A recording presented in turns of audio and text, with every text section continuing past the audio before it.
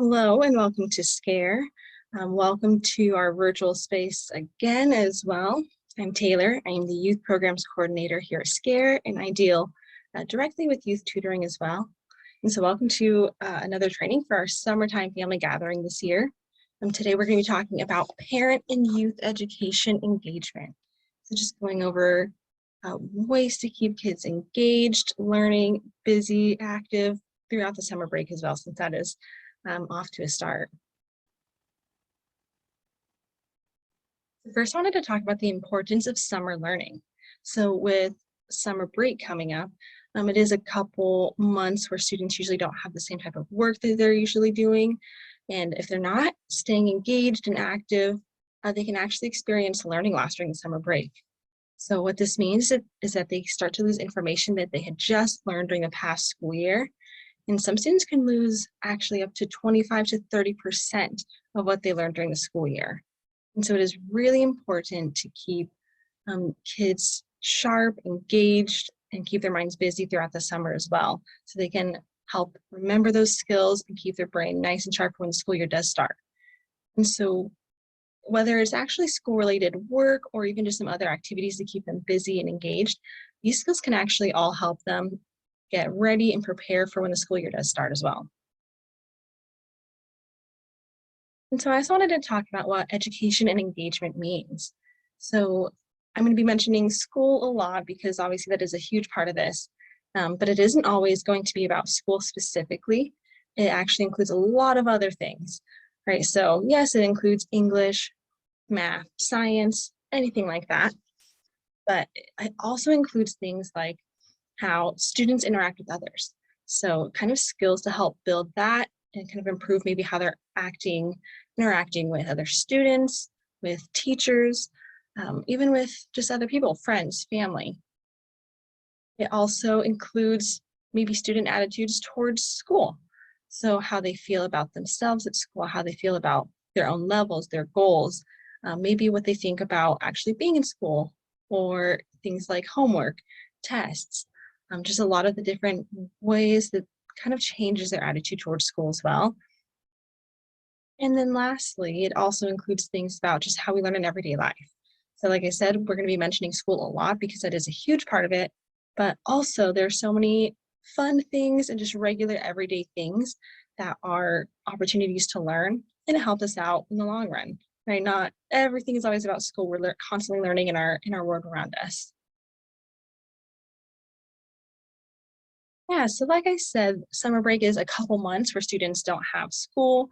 They don't have usually work a lot of the times. So it is a time that is really relaxing. There's a lot more freedom, less obligation sometimes for students. Some students don't do sports throughout the summer either, so there's just a lot more free time, right?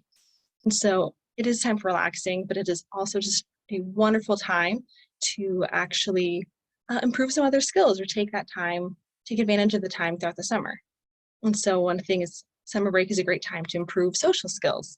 So whether it's your child hanging out with other students, other kids, friends, family, or even just like when you're out and about in public and just seeing the way that you interact with other people, it can actually help them build their social skills for the following school year. So then it helps them keep their social skills sharp and kind of like how they interact with other students and teachers again. Again, it's a time of freedom. So since there's not as many obligations with school, it's a great time for students to really dive into creativity. So they can really get into certain things with art, or maybe it's things with music. They have a lot more freedom to actually dive into that without having to worry about doing so many other things sometimes.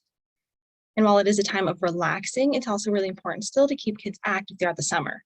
So whether it is going out and about, going to the beach, things like that, or even just finding new ways to stay active at home. So whether it's following along to YouTube videos for moving around or finding fun games to help kids kind of stay active and move around also, that is something that's going to be really important throughout the summer break too. And it's also just a great time for, again, diving into like interests and hobbies.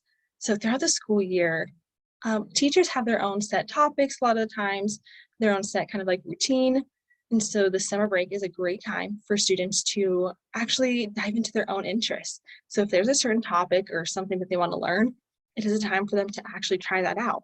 They can actually research, if they're interested in a certain type of animal or a certain thing in science, or if they wanted to try some new hobbies, if they wanted to practice playing a new sport throughout the summer. It is definitely a good time to dive into some new things, right? And then lastly, summer break is relaxing and also just a great time for family time. So since there's a little bit more freedom and maybe um, less time obligations for students, it can be a great time to have some family time together, whether it is going out and about, playing games, and just getting to actually spend that time together. I know the summer is still really busy for a lot of parents, but hopefully there is a little bit more free time for that. So we are going to be talking about kind of like two ways of learning with like some little sub ways of learning. So first we are going to talk about some online learning. So this is going to be like websites that are actual specific instructional materials. So maybe it has videos, practice problems, work having to do with like the subjects like math, reading, science. And then also that can include online games that are just really good for practicing skills. So games that are practicing math or practicing kind of like keeping the brain sharp in other ways. We're also going to dive into some activities that are not as focused online. So maybe it's stuff at home, maybe it's stuff out and about, and just finding ways to keep kids engaged in other ways, as well as just like how to make everyday activities become a little bit more engaging and a little bit more educational also. And then within those parts, we are going to be talking about some activities that are more independent. So ones that can be done either without or with very little parent supervision, and then ones that can be done with guidance or that are maybe more fun in a group setting. So sum that up. We've got our online activities, offline activities, either with others or independently. So first I wanted to dive a little bit into some online independent learning. And so here are a few resources. So with the internet nowadays, there are thousands of resources online. A quick Google search can show resource after resource after resource. So I only included a few of them right here. These are ones that a lot of schools use. It's ones that I've used with students. And so there's like these trusted resources that are really good for kind of keeping kids engaged and learning different things. And so the first one is Khan Academy, which is video lessons. They have practice problems for almost every subject for kindergarten through 12th grade. And then pretty similarly, there's CK through 12, which is kind of a similar thing. It does kindergarten through 12th grade. There are some certain video lessons, practice problems, and some of them have interactive games also. There's iCivics, which deals with learning more topics and playing games to learn about how civics works. And then there's Prodigy Game, which is a really fun math game that it kind of bases itself off the level of the student. And so depending on their level, depending on how they're answering the questions, they're going to be moving forward in the game also. And so for these resources, they are free. I'm making sure that these are all free resources, easily to get online. Some of them you may just have to sign up for an account on there. But for example, just to show you what Khan Academy has to offer, these are some of the subjects that they have on here. So like I said, from kindergarten through 12th grade, and a lot of these, they have everything from math to science to arts and humanities to reading, then even more down here, economics, computing, life skills, test prep. And I think something that's really important to note too with this is that it is great for kids to learn, but also as a parent, if you are wanting to learn any of these subjects, it's great too. Maybe if you want to learn a little bit more about what your child's learning, or if you wanted to be a little bit more hands-on and be able to help them with their homework, this can actually help you understand exactly what they're learning and how to do problems. It breaks it down really great. And then you're able to kind of use that information to help your child as well. And then here is CK through 12, which is a pretty similar format. This is just the layout of like the different subjects. Again, has different levels, different grades, everything from math to science to social studies, has some college information also, and adult education, So there's a lot of good resources on here. And this does have, some of these do have a little bit more of like an interactive kind of side to it, maybe a little bit more games for some of them as well. And this one right here, we've got iCivics. So just a ton of different opportunities. They do have games, all these things for bingo, young learners, even like it has weekly planners, but it has a ton of different opportunities and resources to keep kids engaged in learning subjects that they could easily be learning at home. Right, so Win the White House Family Guide. We've got lots going on in here. Here we go. And again, it has it for different age groups and everything, but just learning all these different things about civics. And then another great independent online resource is actually YouTube, which most students are pretty familiar with now. I'm sure they're watching tons of things on YouTube. So I wanted to give at least a handful of educational ones that I think are really great. So one of them is TED Ed, which if you've ever heard of like TED Talks, it kind of stems from that, but this is just more educational for kids. It deals with like kind of funny or interesting subjects and the science behind it, or like the education behind it. Then there's SciShow, which is pretty similar. It has an overall question that they try to answer through this video using the science behind it. There's really fun and interesting topics that I think are really fun for kids to learn about. There's also Art for Kids. So for our creative students, they can use Art for Kids Hub to learn a little bit more about drawing techniques and follow along for certain activities also. And then to tie back into one of our resources before, Khan Academy does have a YouTube channel, which again, it has like specific instructional videos on how to do problems. Then they also have their Khan Academy Kids, which just has a variety of different learning videos also. And so I know I'm showing some of these just so you have an idea of what there is on there. I'm not going to show every single resource on here, but for the YouTube, if you just go to YouTube and type in these channel names, it should come up. So for example, for TED Ed, here's some of the videos that they might have. So it's just really fun topics like when we have the dark history of zombies, or can you solve the vampire riddle? And it's just a little bit more fun for kids to kind of get the educational side of this, but it's still very entertaining. And then for SciShow, here's an example of some of the questions that they might be answering on here. So again, it deals with science questions and going into answering it using the science behind it. So why did the ocean stop getting saltier? Is that a cold or are your organs flipped? So it's just a really fun way to kind of keep kids entertained. You know, they're watching the screen, but also learning all these fun things at the same time. Then I also wanted to give just like some quick brainstorming for independent activities. So of course, a lot of these are like pretty easily accessible, whether it's the dollar store, whether it's things at home. Some of them do have online if you don't have like hands-on, but things like puzzles. So again, I'm a big fan of the Dollar Tree. So going to the Dollar Tree and finding things like puzzles, it's a great activity for kids to just be able to kind of use those brains to try to put it all together. There are also worksheets, which it can be something school related if you have that. It can be anything from coloring by numbers, or it can be connect the dots.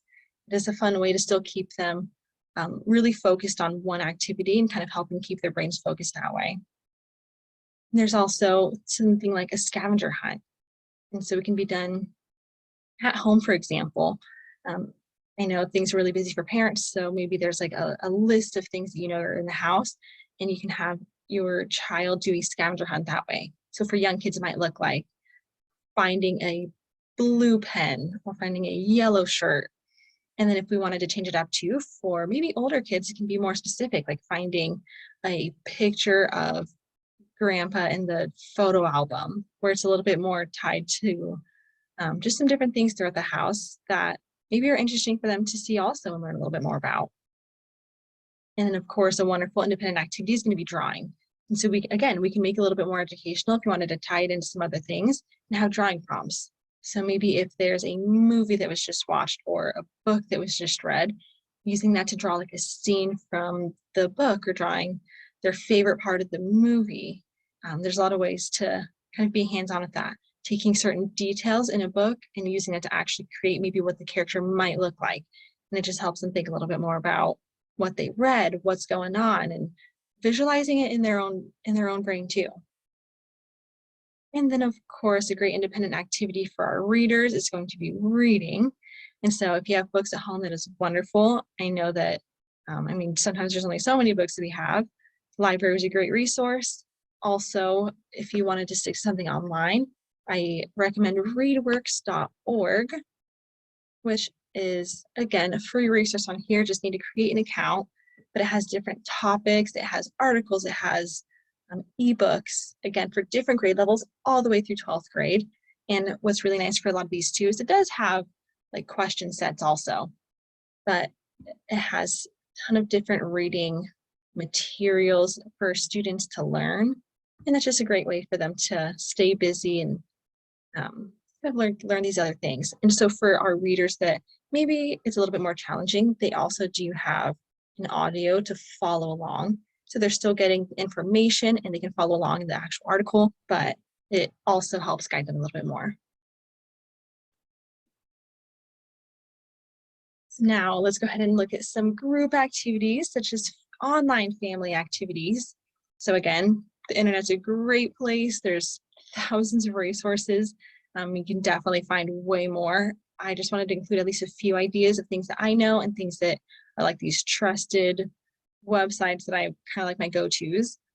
And so for these websites that I have, you can create your own games, like make it personalized, or they have some pre-made ones as well that you can just choose from.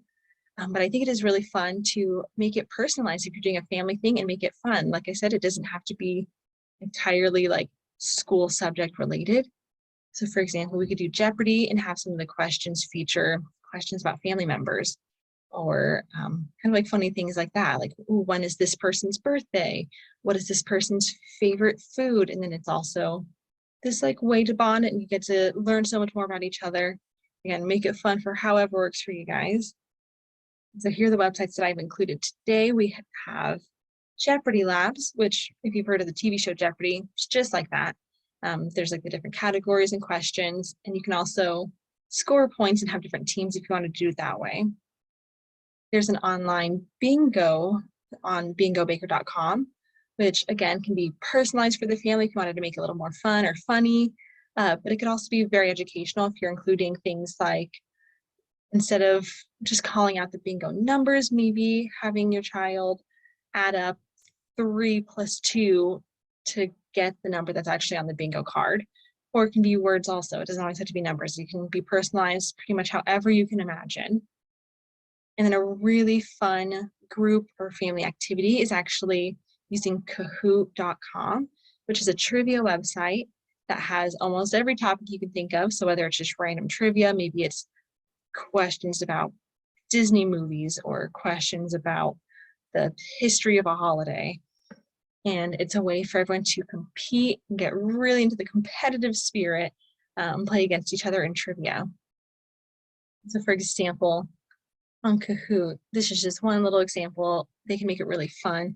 This one is educational, but of course it's featuring the wonderful film of Finding Nemo. So it focuses on ocean habitats and animals with Nemo. And here are just some of the like example questions. So what kind of fish are they? Like, why are they able to live in these anemones without getting stung?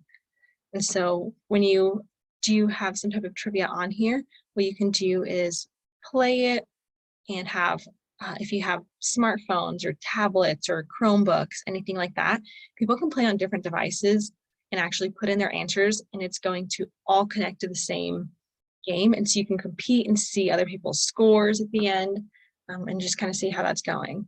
So it is a really fun way to get competitive, but also learn a ton of different things.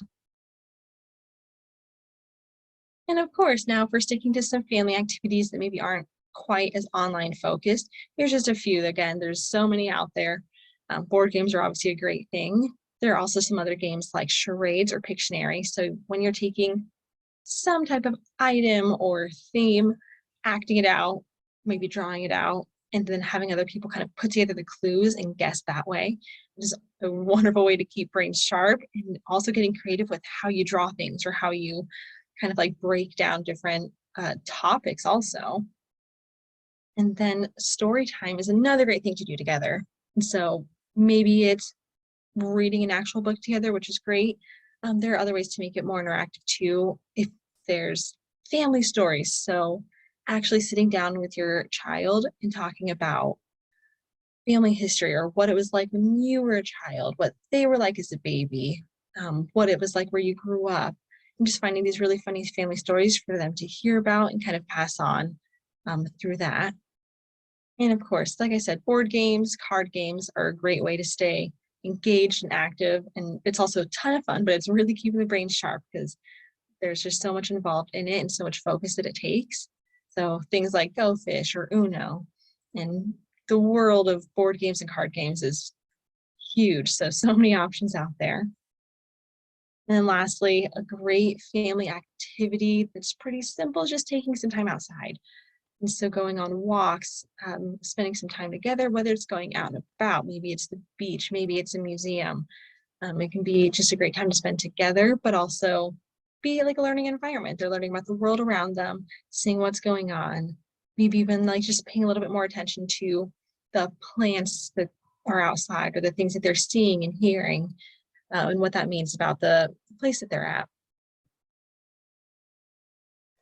And so I did want to kind of have like this reminder that there's so many resources out there.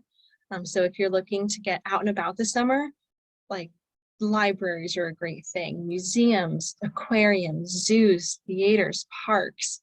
And so especially, I'm going to go ahead and say like libraries are one of the greatest things. A lot of libraries will have actual like group activities or events planned. I know things look a little bit different since the pandemic, but there are usually some group activities, whether it's a group reading, and so you can take your child there and they can join in with other kids, other families. It's a little more interactive. Some will have like specific art projects, story times, having like guests come in. So I would highly recommend looking up your local library and seeing what kinds of stuff that they have going on. Because again, it's summertime. It's great to get out of the house.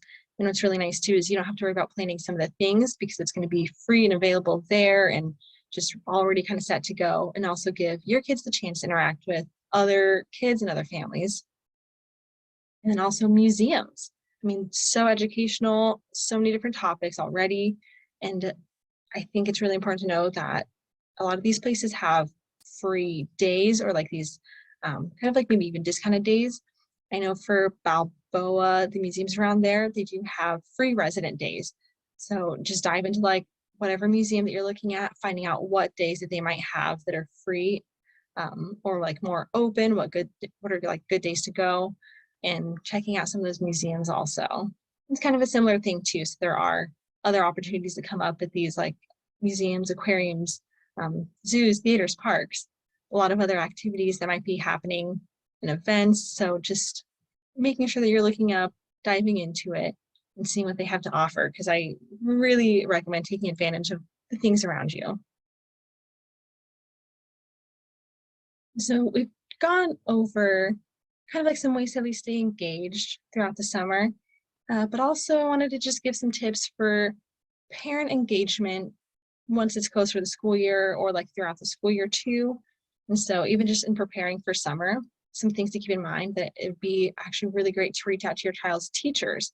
And so if you're trying to find some more ways to keep them busy throughout the summer, reach out to your child's teacher. You can learn a little bit more about maybe what the teacher recommends. Teachers have great resources and materials and suggestions for what the students can do throughout the summer. You can ask them for additional summer work. So if you want some more hands-on like worksheets or activities, teachers will usually have kind of like some go-to materials that your kids can use throughout the summer if they want to have some more hands-on and just really focus on reviewing everything that they had learned. And it also is a wonderful thing to be able to reach out to other parents. So if you know other parents in your kids' class, reach out to them, or other parents. It doesn't have to be in your kids' class. It can be other parents that have kids around the same age, reaching out to them and either seeing what they're doing with their kids, what their kids are up to during the summer, if they have any resources, or even if it's scheduling time with them to have the interactions between the kids, and also just having that support as a parent as well. And lastly, I've mentioned it so many times, but the internet is so great for resources. There's like tens of thousands of resources online. And so if there's something that you want to figure out, or some more ideas that you're looking to brainstorm throughout the summer, even just like looking up something like summer activities at home, it's going to give so many ideas. There are things like DIY science experiments, different art projects, and everything that you can imagine that is really accessible and easy to do at home.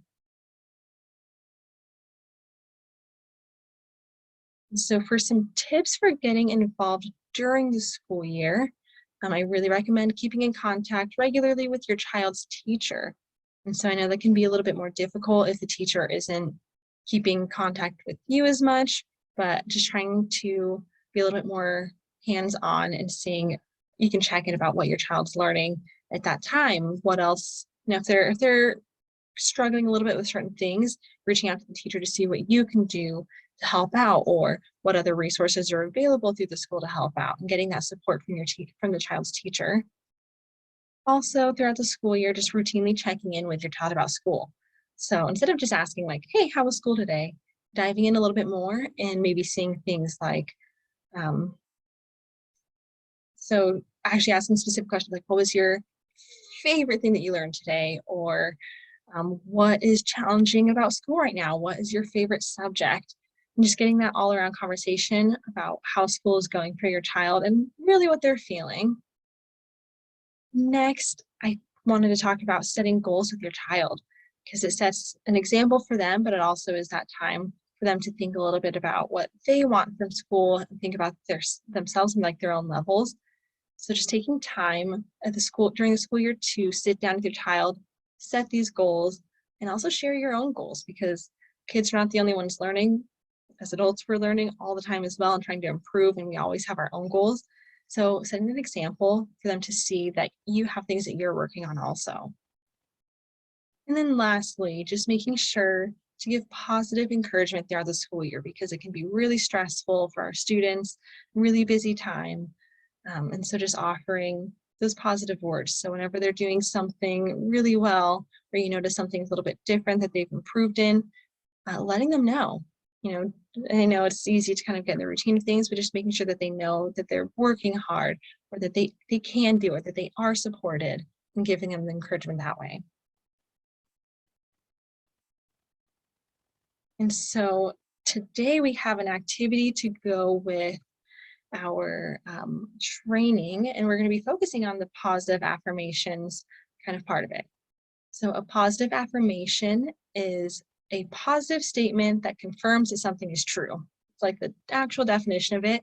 So now it's kind of used as these phrases that we kind of like go back to, and that we want to make true also, right? So in your activity kits, for anyone who's registered for the training, it's going to have wooden circles, like these wooden discs. It's going to have a set of markers, and it's going to have a string also. And so what we're going to do is just focus on getting some positive affirmations on there. So I gave like a few up here, right? So there's some like, you can do it. I can do anything. I am brave. Believe in yourself. Think it, want it, get it. It's just these encouraging statements that you want to make true for yourself, or your child wants to make true for themselves. So what we're going to do is take one side of the wooden disc and focusing on just drawing out or writing out a positive affirmation or even a goal. So we talked about setting goals. So it can be your child's goal for the school year. Maybe they want to get better at reading, or they want to learn a little bit more with math, learn their times tables. So they can, on one side, either put a goal or some of these positive affirmations. And so I did include like the list of some example positive affirmations, either for yourself, your child, even your family. If you wanted to do something as like a family goal or family affirmation, go ahead and put that on one side of it. And then on the other side, That's the time for kids and yourself to express creativity. Make it colorful, draw on it, make it something that you want to look at, because this is going to actually be our own decoration and our own way of staying in touch with these affirmations and then getting that encouragement on the daily. And so there's going to be a handful of these wooden discs. So put as many as you can think of on there. And then here's what we're gonna do with it. So you have your wooden discs, and at the top of it, there should be a little hole. So what we're gonna do is once they're ready to go, once they're decorated, take your string and kind of like thread it through each of the holes, do one at a time, tie it up, and then you can move on to the next disc. And so just spacing it a little bit apart so that hopefully when it's done, we have this nice garland decoration. So it's just gonna have your string, going to have your wonderful affirmation discs. And like I said, this is going to be something that hopefully you can put up somewhere in the house, somewhere that you're constantly looking. And it can be encouragement for yourself, for your family, for your child, and serve as like the reminder that you guys can do anything, you can reach your goals. And especially when motivation is low, it's that encouragement that's going to kind of like keep things moving forward. And so I also wanted to mention that SCARE does have tutoring also for Native youth. And we focus on anything from math, reading, writing, science, history. Try to be as flexible as possible with working on what your child's learning in school, whether it's homework. And if it's not homework, we can also do other activities that help build skills in tutoring. And so if you guys have any questions or want to learn more information, please reach out to me. I have my email down here as well. So taylor@scareinc.org.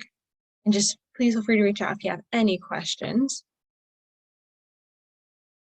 And then I did still want to share one more kind of idea resource. And so I'm not going to go through all of this, but I'll be sure to have this included, like a link to this included as well. But something like a summer checklist. So having things like taking a walk outside or going to the beach, hanging out with a friend. And so this is kind of just like a checklist that if you wanted to have some ideas for the family to do, and kind of like being able to cross it off throughout the summer. So it's just like a go-to idea if you're not sure exactly what to do. And then there's also just some examples for things like scavenger hunts, whether it's finding things in movies, certain characters, movies that have certain things in it. So words from another language or sports. Scavenger hunts at home. So finding some of these things that are at the home. And again, a way to keep kids busy and active without having to necessarily go out and about. But there are also scavenger hunts that can be done at the beach or maybe even at outdoors, right? So finding these different things in these different settings. And then I did include also some other things like writing prompts. So if your student's not really able to write on their own, maybe we can change it up to like a drawing prompt. So drawing something about their favorite memory, or drawing what they think the future will be like in 100 years, or drawing their own little story scene. And then I also included a little bit for questions for like a story time. So if you wanted your child to conduct an interview, right, we can ask these questions to either yourself or to the grandparents about childhood. What was it like where you grew up? Where's your favorite place that you've been? Kind of just setting kind of like the tone for some story time and some questions to learn more about family. And of course, one of our overall themes for today has been making everyday things a little bit more engaging. And so I included some movie questions. So if a TV show or movie, there was like a TV show or movie that you guys watched, just asking questions that help your child dive more into maybe what it is that they watched, understanding what happened, and kind of processing through what they think about it. So I have some questions here also. And then just a couple other activities for drawing using some type of like paragraph prompt. And so again, making things a little bit more interactive and hands-on, and hopefully these can brainstorm some other, kickstart some other ideas for you also, just for keeping busy throughout the summer.